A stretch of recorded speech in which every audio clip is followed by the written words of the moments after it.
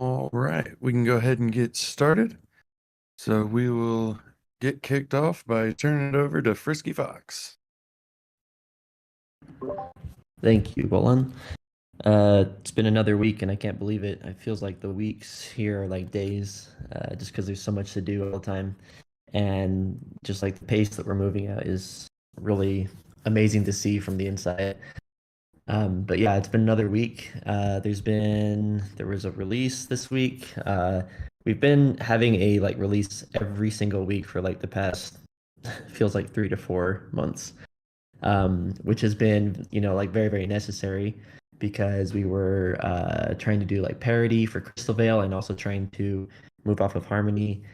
So there's just a lot there to do and a lot to squeeze into a short amount of time. So I feel like our team has done a really amazing job with that. We did announce with this last release that our next release will be in, I think, maybe just under 2 weeks or about 2 weeks. We're kind of trying to move back to a more sustainable 2 week release schedule. So you'll probably see uh, larger, more feature packed releases, but also spaced out more, which is really good in terms of like allowing sufficient time for QA and testing and audits and all that type of stuff that we really need to have here in this space. So stoked about that, and it'll be coinciding with some Halloween times. So I'm excited to see what we'll be putting out there. I'm not going to spoiler too much, but Second Best Dad might drop some later. But yeah, that's really exciting as we're sort of basically shifting into this new phase where Serendale has an outpost. It's been turned off as far as the rest of the functionality goes. And we're basically fully functional on Crystal Vale, and we're also going full speed at relaunching Serendale on Clayton. And I'm super stoked about that. It will involve a lot of new things and also a lot of old things that you're familiar with. So it really just helps to uh, make a good stage for like our multi-chain game where we have an entire realm on Clayton and an entire realm on our own chain with in-game functionality that will cross those two realms. So super stoked about that as well. This week, aside from those, we've been working on Jewel. The vote for that passed with I think 99+% last I looked, which is really cool. I'm extremely excited about that one because it just offers so many additional features over what XJewel could do for us, and it makes our protocol more secure. It also is, like really intentional to like reward those that are sort of like willing to put more skin in the game, that are here for the long term. It'll be those players that will be like receiving the most rewards from in-game fee sharing and the highest amount of power for like having our stuff that we get voted on all the time. So it really just incentivizes a lot of the right behavior that we want to see there. So I'm super stoked for that. Plus, it's going to have some really cool in-contract features that will allow us to do some cool things on chain, where we'll have like a time lock and a governor smart contract that will allow us to hold a vote on chain directly that will then automatically be executed after that vote has it like get passed basically. So that allows us to do cool things like we could, for example, hold a vote to say we want to change the allocation for a certain pool in the gardens. And if enough of our users say yes to that, then it will just automatically happen. So you might see something in the future where perhaps pretty like regularly we'll have some votes that will adjust levels up and down for like all of our gardens there too. So stay tuned for that. It's a huge step towards the just like trustless decentralization nature of the blockchain that we all love. It's a huge step in that direction, and I'm super stoked for that. Just a point of note, Sigil is still being created on the smart contract side. We're also currently working on the front end and also a bunch of like tests and things there as well. Like we want to make sure that it's really solid and really good to go. We're also in the process right now of moving our team treasuries from Harmony to DFK chain, and most of those treasuries consist of Jewel.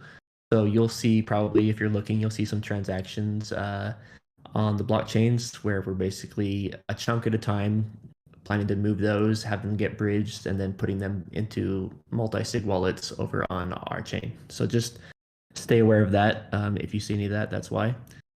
And I think that's most of the items I had for just announcement slash business sort of stuff. I guess there was one about we are sort of like officially rebranding subscriptions from Sejul to be called power ups. And I sort of like already mentioned this a few times, and actually our Medium article and a few other places already have that change. But just so everyone knows here, the intention behind that was the stuff that you're able to activate with your Sejul balances. Uh, it's not actually you paying Sejul or actually like losing anything from like your account balance. It's just you allocating those to basically activate some in-game like power-ups and things. So not really a subscription, more like a power-up. So we're just going to be having it just like be called that from here on out. And I think that's it. So back over to you, Bolin. Can we have like a mushroom go across the screen every time somebody gets a power up? It'll probably have some like really cool interface thing where it's like you can see all of the options of like here's all the power-ups I could do and here's how much sigil I would have to hold to like activate this power-up, and then essentially just like let them choose like do I want this power-up or that power-up, or if I want them all I just have to put in more sigil. I'm actually like really stoked about that whole feature because it allows our players to really uh min max, I guess, on the stuff that they care about most. Very nice. I just assumed the mushrooms was actually it's probably trademarked too. Never mind, no mushrooms. So I know Dreamer has some updates for us as well. I was gonna say I think Second Best Dad has some mushrooms or something, but Oh yeah, true. Yeah, hi everybody. I'll keep my updates a bit brief, but the first exciting update is on events. So I think people have asked like which events are we going to, and we've communicated for any event that we choose to go to, we are just very cautious about budget and doing it in as effective way as possible, especially in this market. So there are some, international events that have higher costs that we're pretty careful on. But in November, we do have Decentral coming up in Miami. We did get a way for us to have a presence there. So we're looking right now to gear up a bit to possibly have a booth and to maybe have a speaker as well. With the speakers at these events, like we did at SmartCon, the Chainlink event, we had Magnus and Fox speak there. This upcoming one, we're actually looking to have the dude of Beetle potentially be speaking there. So more to come on if we can secure that spot and who will be there. But if any are planning to be in that area or go to that event, we are looking for some merch and maybe a booth and maybe a speaking spot. So more to come there, but wanted to plant that seed and let you know we're thinking about it. We do have people in that area, less people have to travel. We know that the organizers very well after we've been present at previous events, so it's looking very positive and likely. Another thing to circle back on, I think 2 weeks ago, we gave an update on Serendale 2.0 Gen 0 like allocation plan. To recap, I think the current plan has pretty large and probably equal amount so far being allocated to Jeweler 2.0 snapshot when that does launch. I think we're going to be tracking that up to a certain date, and we will release what those dates are. There will be Gen Zeros being awarded to the early adopters and supporters of the Jeweler 2.0. We are also doing a summoning event that actually wanted to share some details. Fox, hopefully I'm not like sharing it earlier than you would like in the AMA, but I'll give a little details. I'll pause for you and or Bolon to add.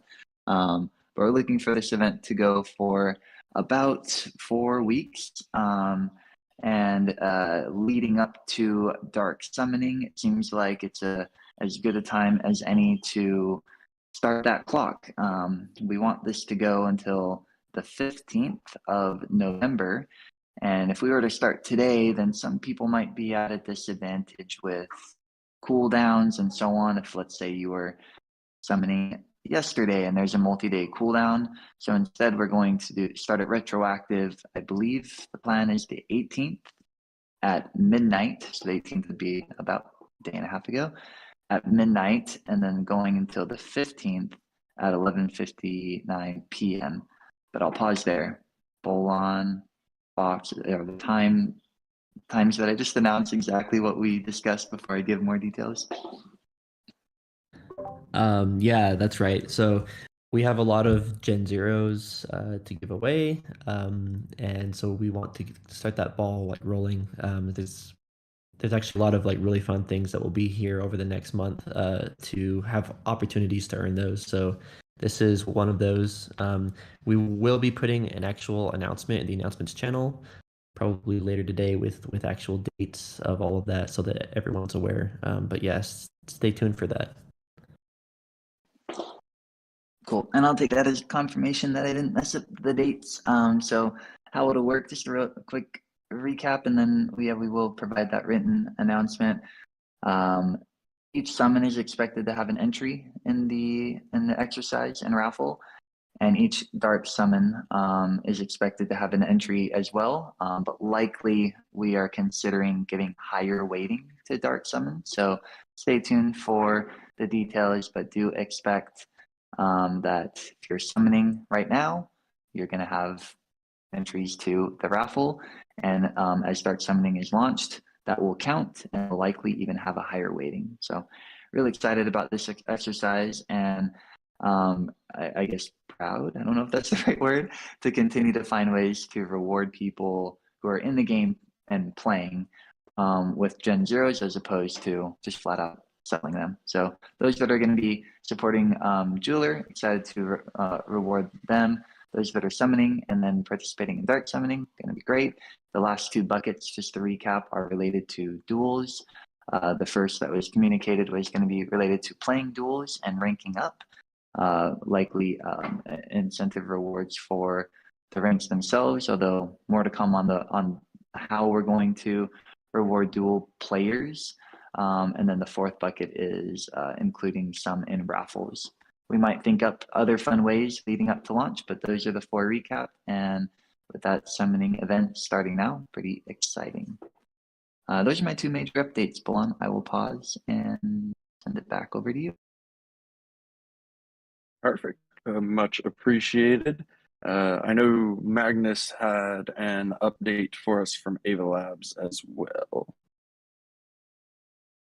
Yeah, so on the subject of opening up DFK chain for contract deployment, we're doing a testnet hard fork this week to make sure everything is running smoothly there before we transition to mainnet. That's happening on Friday. And Ava Labs has asked us to hold off on any mainnet changes for a bit. They need to tune a few things on their sides and deploy a few updates. So the mainnet hard fork could be next week, but it's likely that it could be a little later on. I'll be sure and keep everybody up to date on the DFK chain Twitter account for that. If you're running a validator, I'd suggest turning on notifications on Twitter to make sure you get those updates as quickly as you can. Yeah, right now we don't. It's very much at the top of our minds to do that whitelisting change. We've just been asked to hold off temporarily while they sort a few things out on the Ava Lab side of things. More to come on that. Perfect. Thank you much, Magnus. Sunday, did you have any updates you wanted to give before we go to questions? No major updates. Just excited with all the various teams that we're meeting with, games, partners as we move into the to Clayton. Just a lot of meetings happening and a lot of development there. Also excited about coming out soon on the build site, the ability for people to display their art, their lore, their stories, their YouTube videos, content creations, podcasts, things like that. So excited with what Second Best Dad created in the castle with the artist and being able to feature some of our amazing, talented folks from our community in that space. So that is coming shortly. Much appreciated. I know Second Best Dad has an update for us, / maybe a teaser. Hey, so we've heard everybody requesting a dark mode for DFK, so we wanted to provide that in the form of the dark summoning room. I'm gonna drop an older work in progress. I don't want to spoil the new cool version. As you can see, it's very spooky, and it's new content for evil players or just fans of dark mode. The We don't just design. browser. We don't just dark mode your browser. We dark mode your life. Right, exactly. I mean, you gotta have. We know there are a lot of evil players out there, and we want to give them the opportunity to benefit by murdering heroes that they don't like anymore.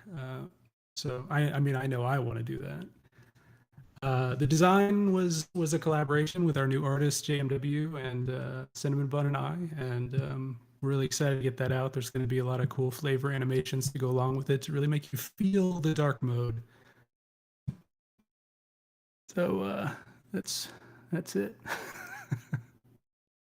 Much appreciated. Well, dude, I'll just ask since I've gone to everybody else. Did you have any update you want to give? All right. I think everybody pretty well covered it. I think on our side, we're just working on all the things we mentioned already. Sea Jeweler, Dark Summoning is a huge one. And then just whatever little improvements we can make along the way. It's going to be nice to be working on some new features again. So excited to be bringing them to everybody. Very nice. Yeah. All right. Well, with that, we will get started with some questions. And I know Second Best Dad was really excited to participate in this AMA. So I'm going to start with a question for him first. It is what? No It's way. about wisdom. It's about wisdom gaming. Basically saying, love the update that was given. Can we expect more updates to be coming kind of recurringly from Wisdom? Oh yeah, everybody loves Wisdom. We've talked to them, and they want to participate in some things moving forward.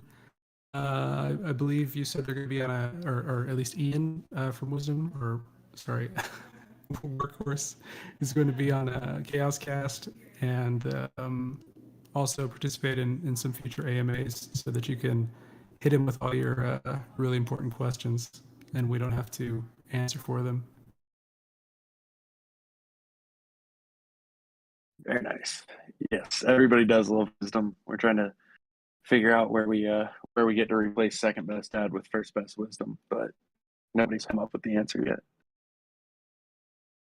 Let's see.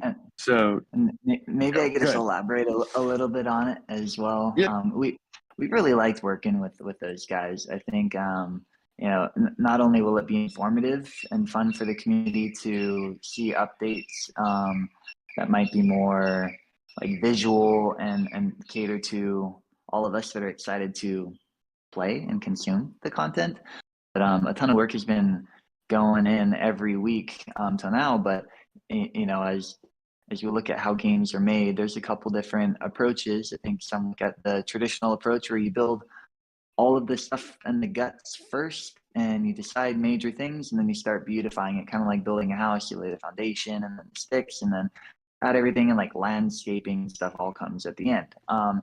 So we're not. I'm not saying we're at the end, but I'm saying that we're closer to the place of having frequent or more semi-frequent updates being exciting and something that's applicable to everybody that is likely going to consume. So I just wanted to say I'm really excited to be in that stage, and for Wisdom's openness to have appearance on either Cast or AMAs or others. I think more to come there, but it's really about the content and the stage that we're at now. allowing for more of those conversations and things to be released, at least hinted to. So these are great people over there. I hope that the community all welcomes them with open arms when it becomes a little bit more like, I don't know, public with having AMAs and so on. But yeah, super exciting, and kudos to Second Best Dad and Hubert, who's not on today, for working so closely with them, and all those at Wisdom for being so proactive and awesome and creative. Dreamer, I have to ask for the listeners, was that a very persistent bird, a fire alarm? What were we hearing? We're just curious. There's been a lot of speculation in the chat. I think there's a lot of birds outside just being loud. They're excited about dark summoning. I don't know. Very nice. That'll work. At least it's not a fire alarm. That's always good when it's not a fire alarm.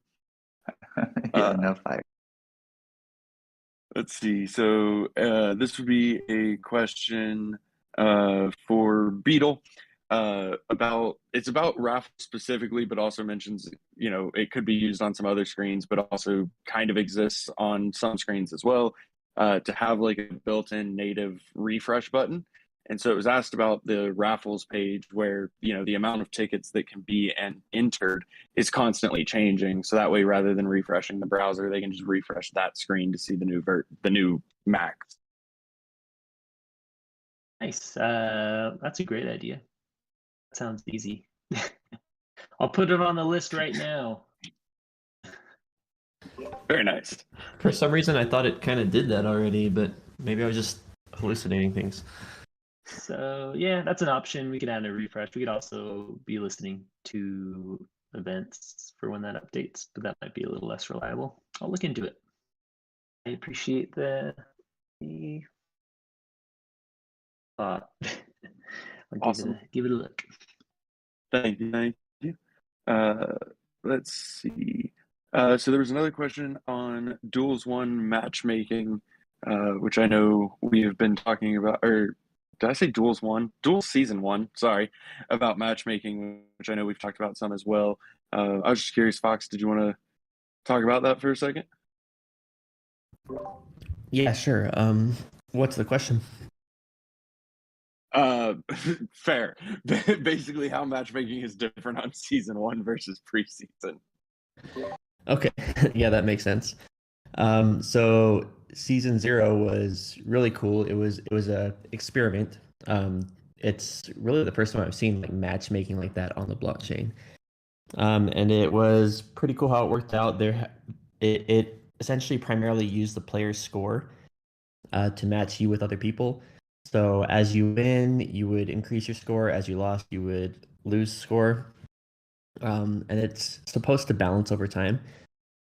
So basically, like what you'd see is if you had a team that was primarily just like winning a lot, you would increase your score up until you're fighting against other people that are also able to win a lot, basically. And so theoretically, if you were scored at like 1250, you'd get matched with someone else who's close to 1250.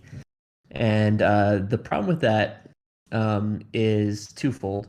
One of them was there just wasn't a lot of players on at any particular time to have a really good pool, because we have players all over the world, and also we're in the middle of a bear market, etc. So like it was a little tricky there. Just like if you're at 1250, you might have to only get paired with someone who's like, I don't know, like 600 or like 8,000 or something. It just really kind of like depends on who's there. So that was one thing. The other thing was it didn't really use hero like levels. So if you had a team that was mostly level 5 and someone else had a team that was mostly level 15, you could theoretically have the same score as them. However, if you got matched up, the other team would just trounce you, basically. So there's a few things there that we were trying to look at. How do we solve that?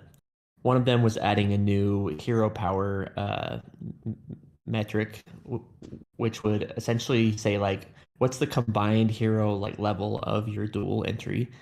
And then we'll try to use that as the primary matcher now instead of the player score. So that sort of like resulted in immediately a much better and I guess more equitable system for having your team that's primarily like level 5 not get matched with another team that's primarily level 15. So that helped a lot. The other thing was just having more players in the pool. We tried something very experimental with this new season, where it's essentially shifting from 2 active players to a system where there's 1 active and 1 passive. And so you put in your entry, you would get paired against other entries that have been entered within the past season, basically. So if you enter, you would do 1 active duel, and then your entry could be used for any number of passive duels if your team ends up being the best match for somebody else. And of course, we also put in some like safeguards there as well, so that if a passive team just isn't very good, if they like lose 3 times in a row, they'll get actually kicked out of the pool. Or conversely, if they're just really, really good, if they like win 5 in a row, they'll get also like removed out of that pool as well. So the theory there is you won't have like certain teams you put in that are just not good or just like way too good for their level. Or else you'd have to like re-up them every time or something. So that's kind of how that worked. And there have been some tweaks that we made for it. One tweak that we did this week actually was to add additional like waiting for score, so that if you put your team in, it will basically look about 10 entries prior and ahead of your team. And as it looks prior and ahead, it'll try to find the best match within there that is the closest in score. So that way it's if like you have a team that's primarily level 5, but your score is only like 50, and someone else has a team that's primarily level 5, but their score is like 6,000, then hopefully you won't get matched up with them because there'll be other teams in there that will have a lower score that you'd get matched with instead. So there's a few things that we've been sort of like monitoring there and trying to tweak and improve.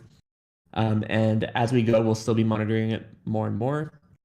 And for season 2, we'll also be sort of like looking at some of the lessons learned from season 1.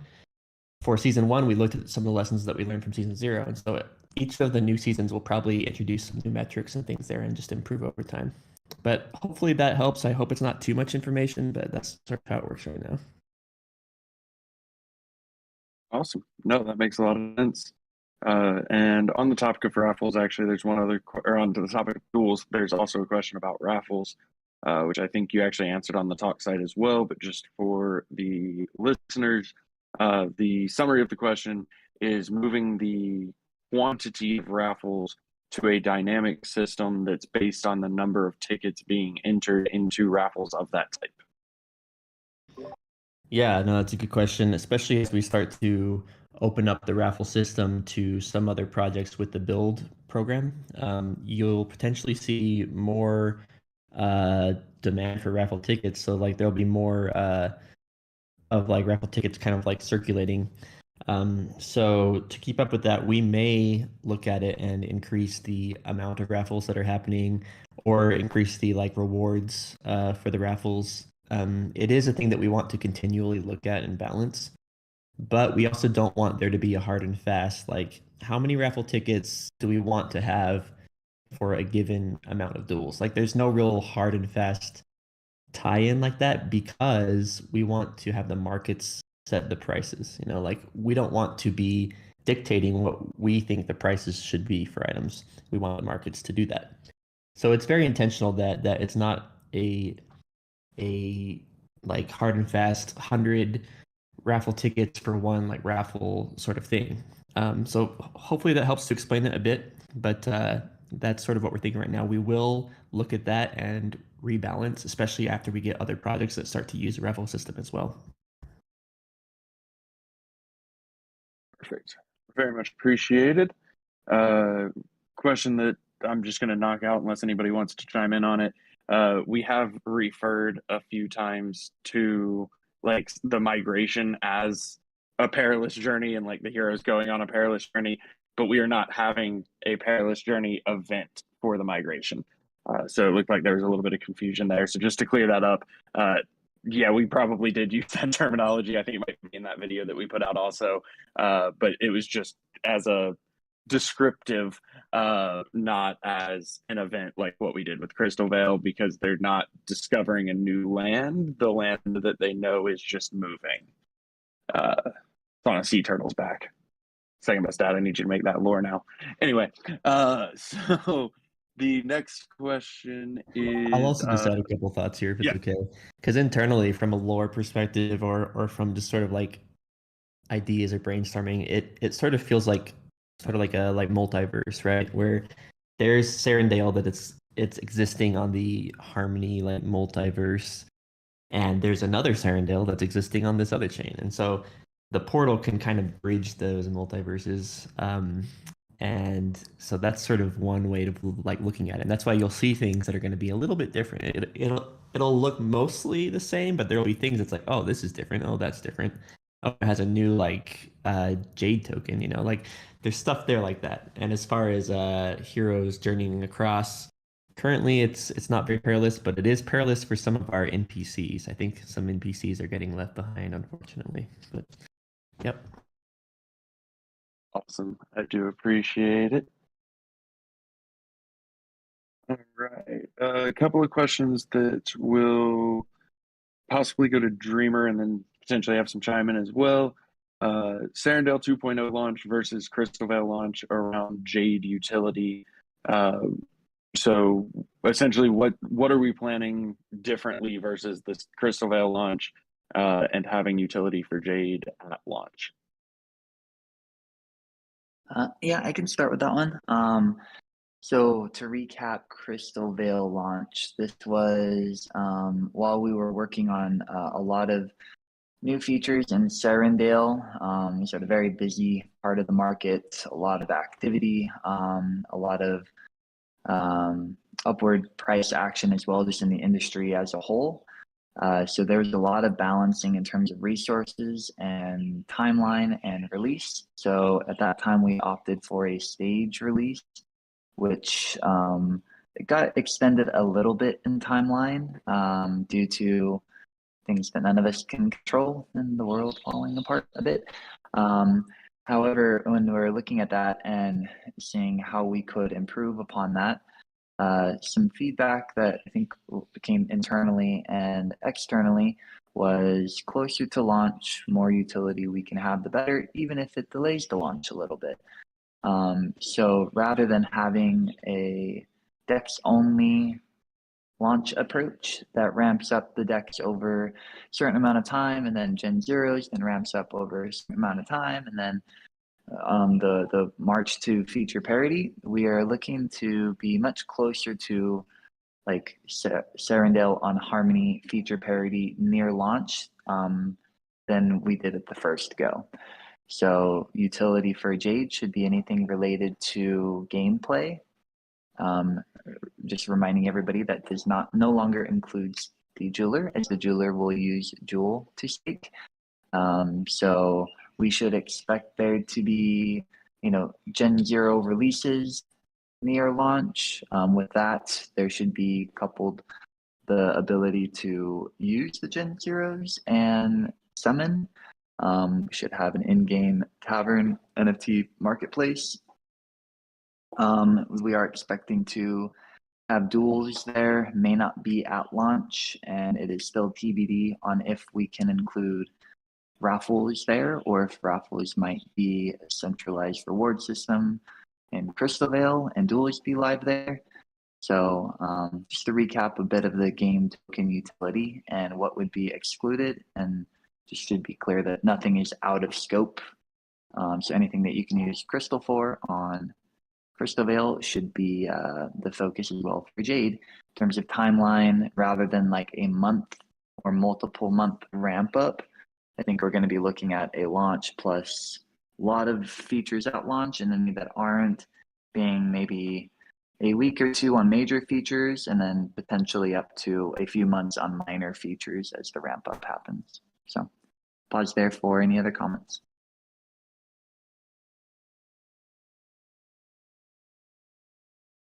Looks like everybody's good. That seemed like a pretty good summary. I don't know if anybody else had a moment of panic attack when I said Jade out loud and thought, oh crap, I just messed up, but I didn't. But I did. I had that moment. I do every single time I say it, because before I almost said it so many times. I think I even feel really said good it to a be few able to times. say it, honestly.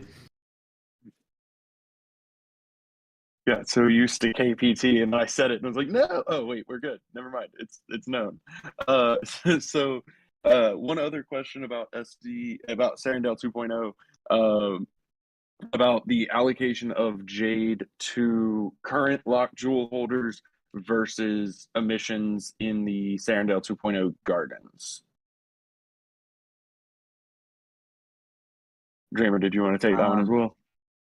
Yeah, and sorry, I know what you're asking, but could you repeat the question? Yeah, gotcha. Because I don't know if it was as clear. Yeah.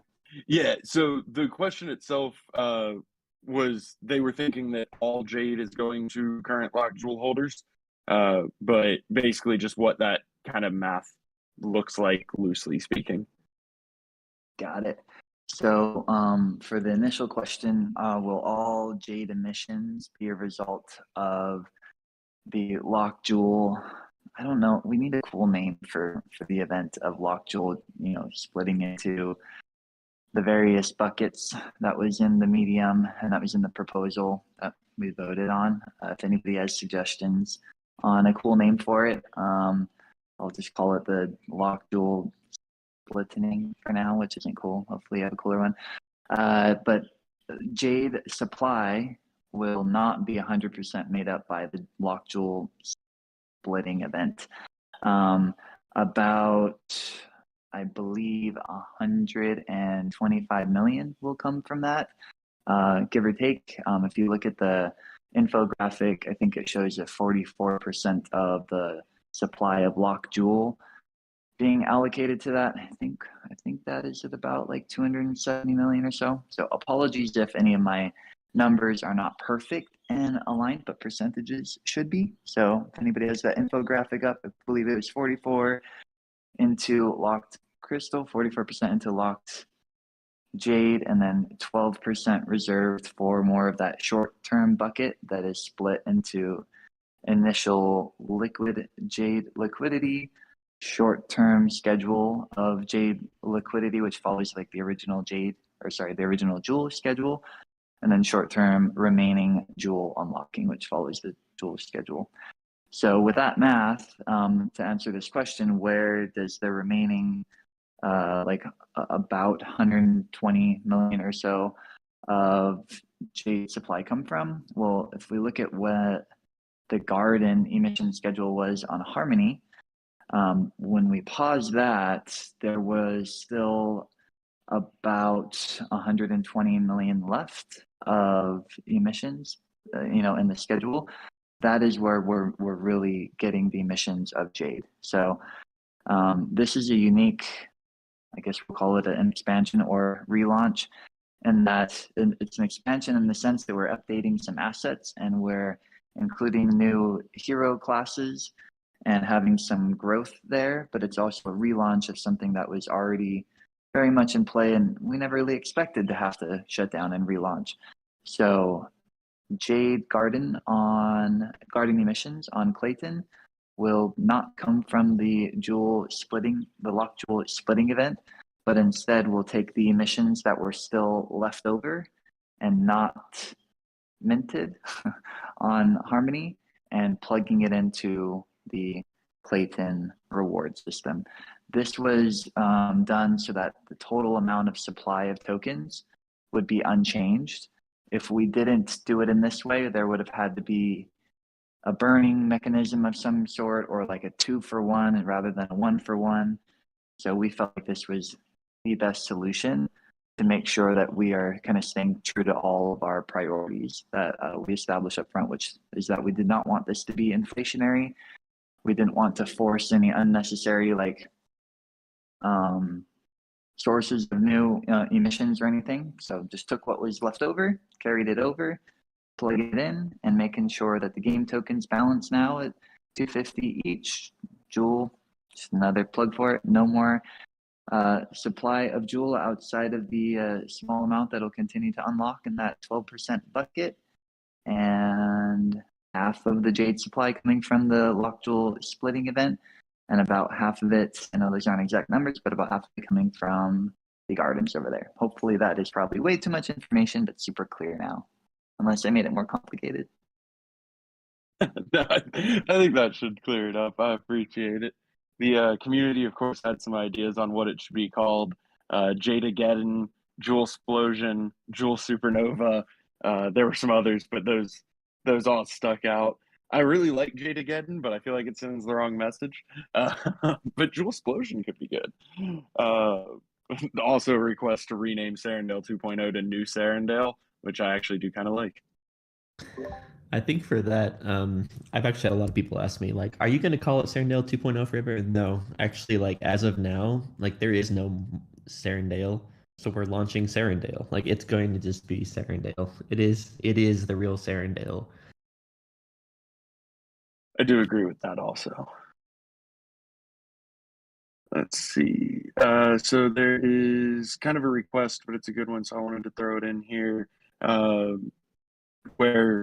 So on the talk site, on the AMA section, after we answer questions, they get marked, and I try to link the AMA transcript from Sandwich Punch. Thank you, Sandwich Punch, as well. But on other portions of the site, they don't necessarily get marked, even if a team member has responded to them. That's a really good point. So I am going to make a tag on the talk site for us to be able to use, like a status that says that it's been answered by the team, and then we can start using that and going through and updating the ones that we've already commented on. But that is a really good thought. So I just wanted to throw that in here. Related to that, Yep.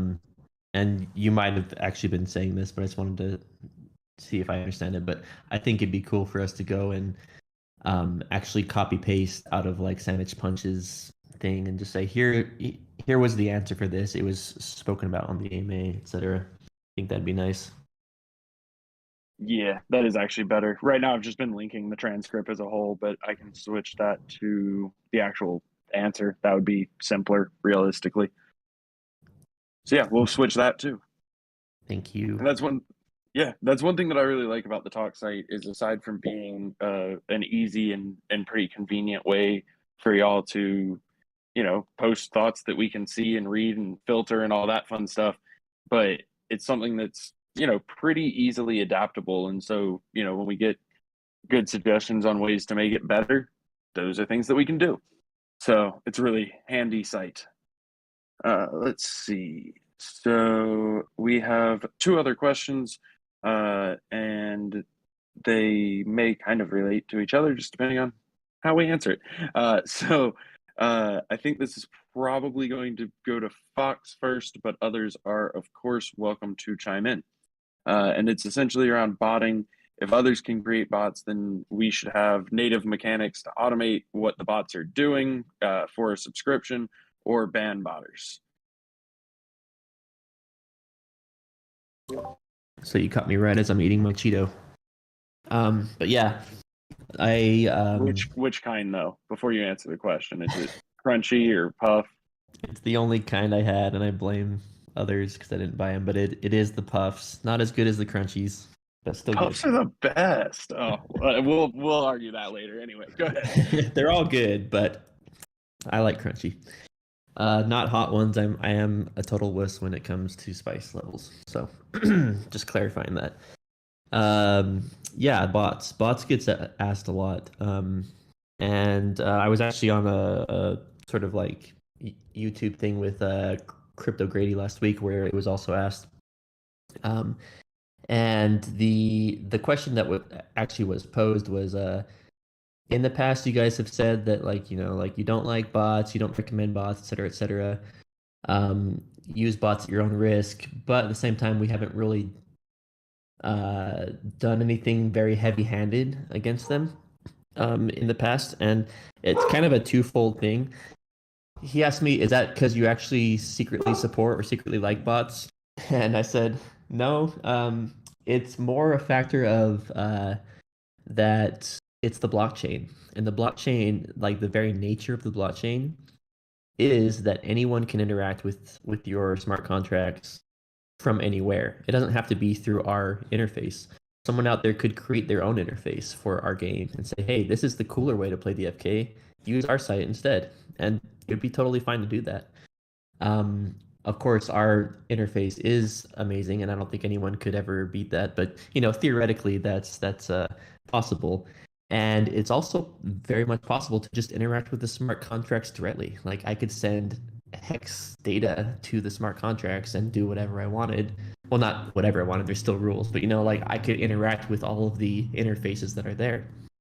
And so it's very, very easy to create like alternate ways of doing that from a console or even automate things with bots. So from a very fundamental level, it's sort of built with that in mind. So it's hard to stop that. It's hard to even tell that it's happening. I've had some people say like, why don't you just add a CAPTCHA? And the truth is, there's no way to do a CAPTCHA for the blockchain. That just won't work. And I've had some people say, hey, like there's some bots out there that are doing this and that. We've always said it's very risky, and we've always cautioned everyone to say like, do not use things, because just like any online game where if you use like third-party tools, you can get hacked and your account can get stolen. It's happened to a lot of people I know, just with like traditional MMORPGs.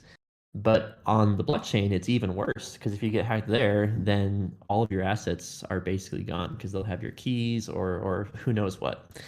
So you do have to be very careful. We don't recommend anyone to do that, or to use anything besides our interface, if you want to stay safe. That's the only way you can 100% guarantee that it'll be safe.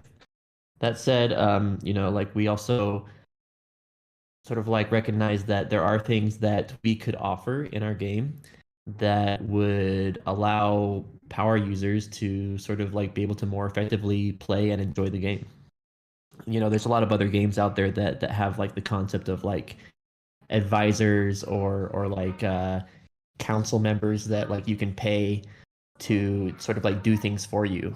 And that could be something that we do to sort of like offer alternatives there. It's also a very good use case for Sigil.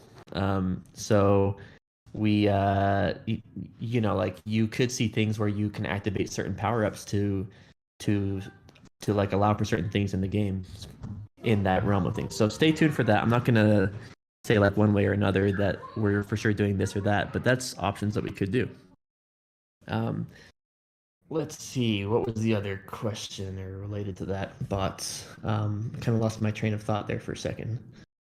Maybe while you catch it, I'll just add a Yeah, add go a ahead. comment on what you said. So I think like from a risk management perspective, whenever people are making new rules or like drawing a line in the sand, I think in part of the question they said, why don't we just ban all bots? I think Fox was explaining this in a very detailed manner, but to put it simply, if we aren't able to police a rule, the rule is not really worth establishing that clearly, because now we're accountable for policing it and we don't have the resources or the technological support to do so. So it's less a question on, hey, do we like bots? Do we want them gone? Do we want to ban them? And more a question of, even if we had a firm opinion on this, how effectively could we manage bots being banned and punishing those that use them? And is it worth all of the resources put to that very difficult uphill battle to find a solution that nobody's really found in Web3? I think the conclusion so far has been it's not worth seeking out everybody using them in third-party services on their own accord and punishing them per se, as long as it's not being directly harmful to others. And could we figure out a more native and secure and thoughtful solution to at least cater to the obvious need of some people wanting some type of automated solution that they don't have every day? I think the answer is I think we actually even announced about a month ago that Sasha was leading a charge there, and really a lot of builders from the community, some of which have their own similar services, are offering really good thoughts on a native option. So more to come there. I think that the stage that we were in a year ago when questing was coming out, and it was really the new hottest thing to do in DeFi kingdoms, there was a lot more of an allergic reaction to the thought of automating and botting.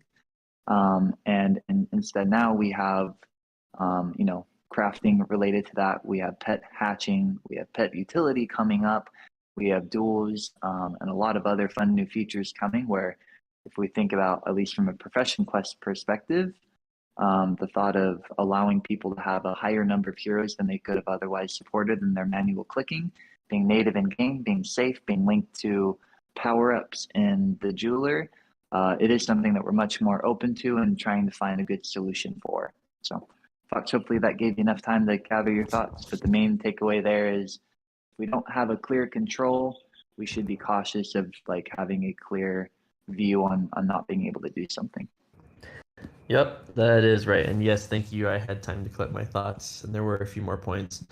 One other point that I wanted to hammer on is we want to and have always had this in mind to set up our game like mechanics such that you don't need a bot or any kind of thing to be able to keep up with those that do have bots. And that's been the intent.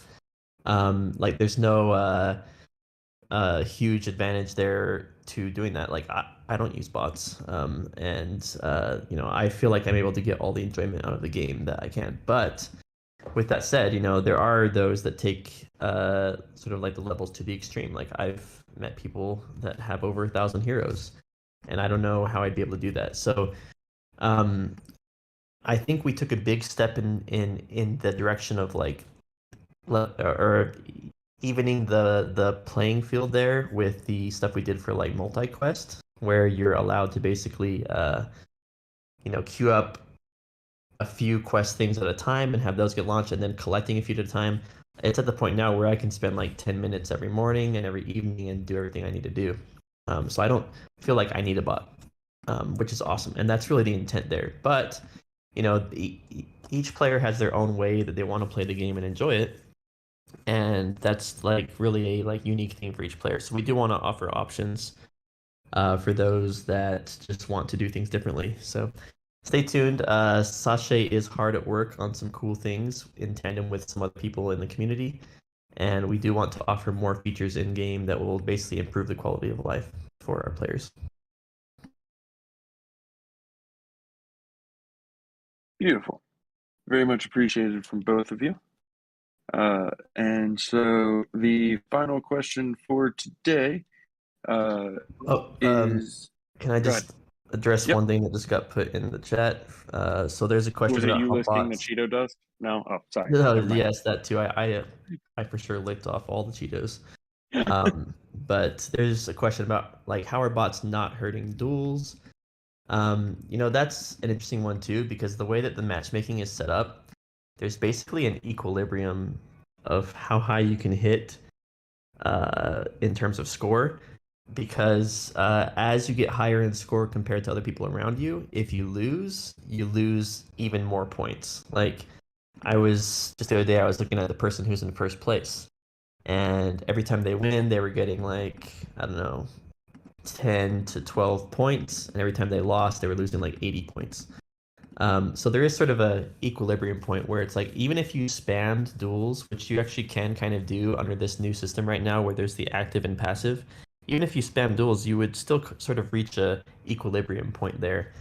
The only other benefit they'd be getting out of it, since they're not really able to move up or down on scores anymore until other people catch up, is that they would get sort of like a lot more like raffle tickets. But that also is actually very beneficial to the ecosystem as well, because half of those get burned and the other half is into the quest fund. So really it's just helping everyone there for those that want to play more duels. In essence, playing more duels doesn't really hurt people around you, is how I see it. So that's how I would answer that one, Blue. Yeah, which I know we mentioned it before, but do you remember off the top of your head what was the amount of jewel burned and the amount put in the quest fund from preseason? It was like 90-something thousand jewel burned and 90-something thousand went to the quest fund. Yeah, so it was a lot. That's what I was thinking, but I didn't want to put my foot in my mouth. But yeah, definitely a good fee circulation for sure. All right, so final question for today. I'd propose that a part given to Jewel holders of a certain level be week-long quests. So basically putting your heroes on a recurring quest for a week without needing to reassign them. I was just curious if anybody wanted to chime in on some thoughts on that.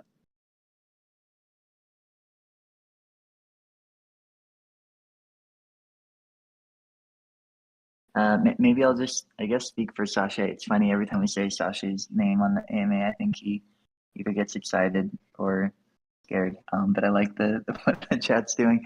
But I'll just relay that this train of thought is exactly the direction we're going with the working group that is focused on. I guess it's been called auto questing, but like it's probably going to expand to other things in the future. I don't know about automation being the right word either, but maybe it's just like continued quality, like dynamic quality of life enhancements. But yeah, being able to have additional benefits related to parts of the game, including but not limited to questing and how often we have to quest them, and how much like Sigil you have staked compared to how many like heroes are getting that benefit. That's all part of the discussion and plan that is kind of coming in place. But I don't want to speak too much for Sasha. Hopefully I relayed that well. If I misrepresented, hop on stage and correct, but I would say that this question is very consistent with the direction that I feel like we're going. Sure. I also think we should just have Sasha be in every AMA from now on. I know he loves to talk. It's his favorite thing. So it'd be a lot of fun to have him up here every week. All right. With that, we will wrap up. So we're going to go to everybody for some final thoughts. I'm going to go first this week because normally I forget about myself and then just randomly plug in somewhere. But just want to say appreciate everybody in the audience listening. Appreciate everybody up here on stage as always. We had our Chaos Cast this morning and we talked a little bit about how important the community is during a down market. But just to kind of reiterate that, like, I mean, y'all are pretty much the reason to keep going in a down market. So very much appreciate all of the people that are here and that stick with us and stay around. I am also going to be in a Twitter space with Ogre in about 30 minutes. So if you want to tune into that, check out Ogre's Twitter has the Twitter link or the Twitter space link. I'm sure he will share that as well. But I'm going to do some more talking because everybody likes listening to me. But with that, those are my final thoughts. So we will go to, let's do Bear first. We haven't heard him talk in a minute. Oh, thanks, Bolin. I just want to say, can you feel it? I mean, can you feel the energy? I can feel it. I'm just sitting here. I must admit, I was playing a few duels and just thinking about where we're at and that we're now, getting closer and closer to the Serendale launch. We just announced that you can be summoning right now to get tickets for the new Gen Zeros. That there will be, also an incentive to do some dark summoning to get those tickets that we'll be announcing. There's just a lot happening right now. We hit parity this week. I just feel it. I feel a lot of excitement, good energy, and just happy about our direction and what's happening, and can't wait to see that new Serendale launch.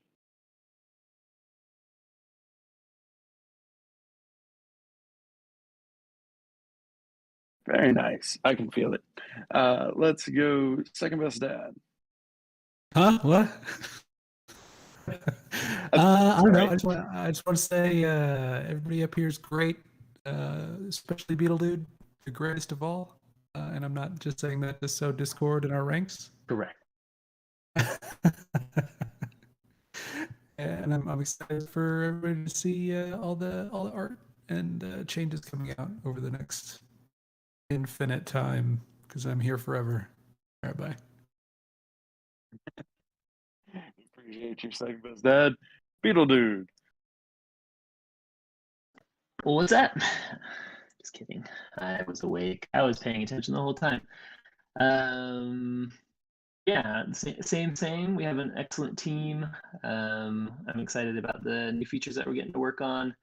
Seeing some great stuff coming from art and contracts and API. Just everybody doing an awesome job, continuing to push forward. and super excited to be bringing it to you. Thanks, everybody. Awesome. I hope everybody noticed that he did not return second best dad's compliment. Dreamer, any final thoughts? He's all right.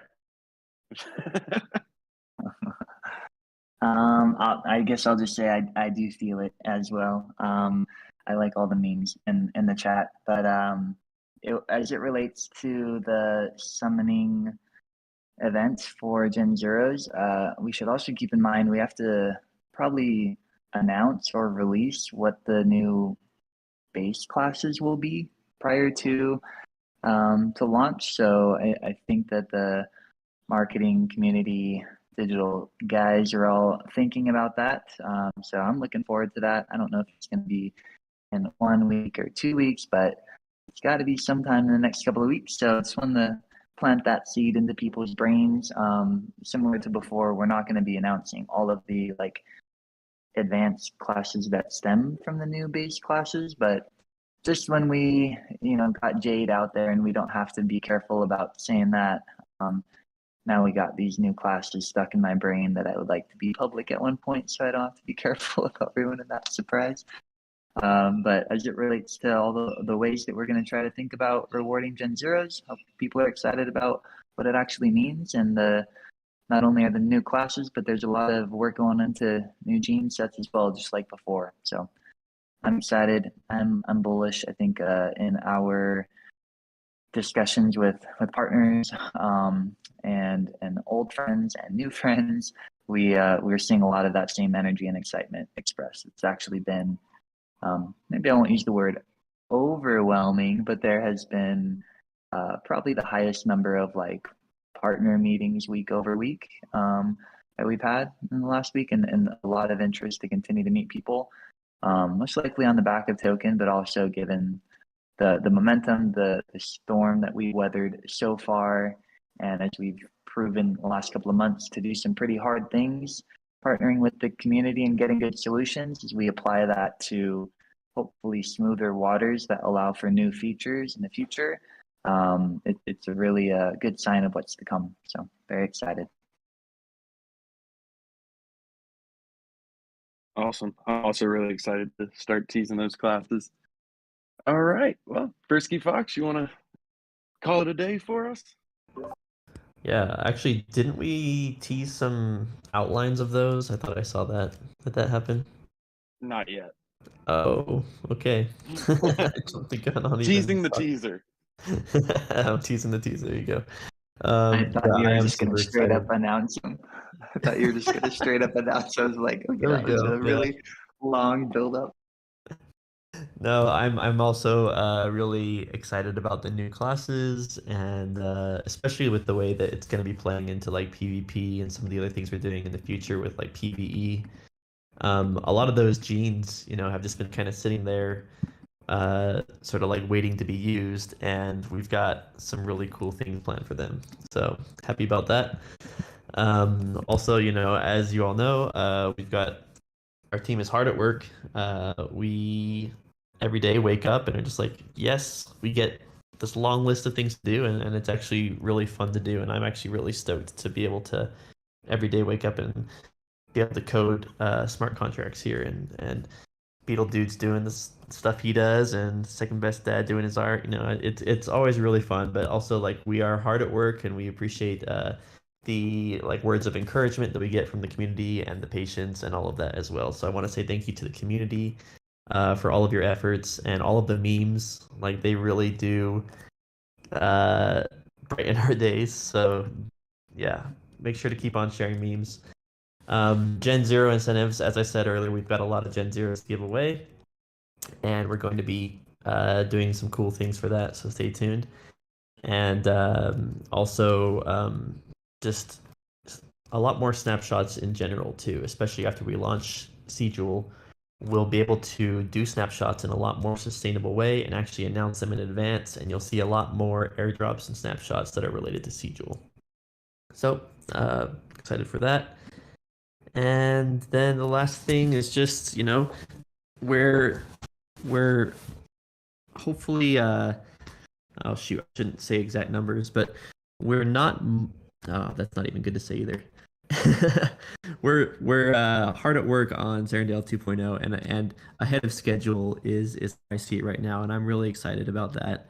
And just the expansion into like a new community demographic. There will be like some new languages and stuff there as well. It's really a cool opportunity for us to expand into those markets, and I'm stoked to see that, and just how good of a partner we've had with Clayton so far, and the stuff that we have with some of the projects over there that we're currently working on as well. So stoked about that. And I guess with that, that's pretty much it. I won't drag on too much, but just want to say thanks everyone for coming. Bullish. Bullish. Bullish. Wish.